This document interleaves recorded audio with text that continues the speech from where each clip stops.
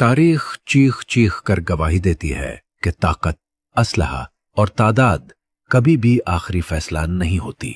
दुनिया ने वो सल्तनतें भी देखी हैं जिन्हें नाकाबिले शिकस्त कहा जाता था, जिनके नाम से जमीन लरसती थी, मगर जब वो ईमान के सामने आई तो रेजा रेजा हो गईं।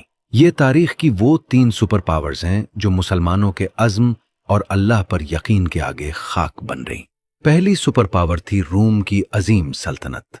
लाखों सिपाही, बेहतरीन हथियार, मुनज्जम फौज और पूरी दुनिया पर रोब। मगर मैदान यरमूक में मंजर कुछ और था। चंद हजार मुसलमान, न तादाद में बढ़तरी न असलहे की कसरत, सिर्फ एक चीज थी, अल्लाह पर कामिल यकीन। जब मुकाबला हुआ तो दुनिया हैरान रह गई। रूम की वो ताकत जिसे टूटना नामुमकिन समझा जाता था, बिखर गई।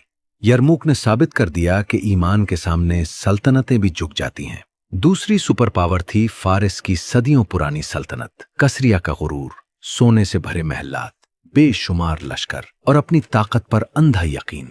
फारिस समझता था कि ये अरब के सादा लोग ज्यादा देर ठहर नहीं सकेंगे, मगर जंग कादसिया में अल्लाह का फैसला कुछ और था। चंद ही बरसों में वो सल्तनत जो सदियों से दुनिया पर राज कर रही थी, मिट्टी में मिल गई। फारिस का गुरूर तारीख का हिस्सा बन गया और हक गालिब आ गया। और अब तीसरी और सबसे बड़ी सुपर पावर, फिरौन, वो शख्स जो कहता था मैं तुम्हारा सबसे बड़ा रब हूं।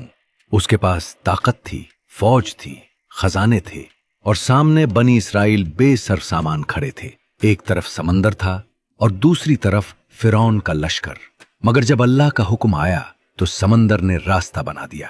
हजरत मूसा अलैहिस्सलाम ईमान के साथ गुजर गए और फिरौन अपनी पूरी फौज समेत हमेशा के लिए गर्क हो गया। ताकत, गुरूर और दावा सब पानी के नीचे दफन हो गया। ये तीनों सिर्फ दुश्मन नहीं थे, ये गुरूर की जिंदा तस्वीरें थे। तारीख हमें यही सिखाती है कि जब ताकत अल्लाह के मुकाबिल खड़ी हो जाए तो वो ताकत नहीं रहती, इबरत बन जाती है। ईमान कमजोर नजर आ सकता है, मगर अंजाम उसी का होता है जो अल्लाह पर भरोसा रखता है। अगर ये वाकयात दिल को छू गए हों तो याद रखें, ये कहानियां सिर्फ सुनने के लिए नहीं बल्कि समझने और सबक लेने के लिए हैं। हक हमेशा गालिब आता है, चाहे वक्त लगे, मगर फैसला अल्लाह ही का होता है।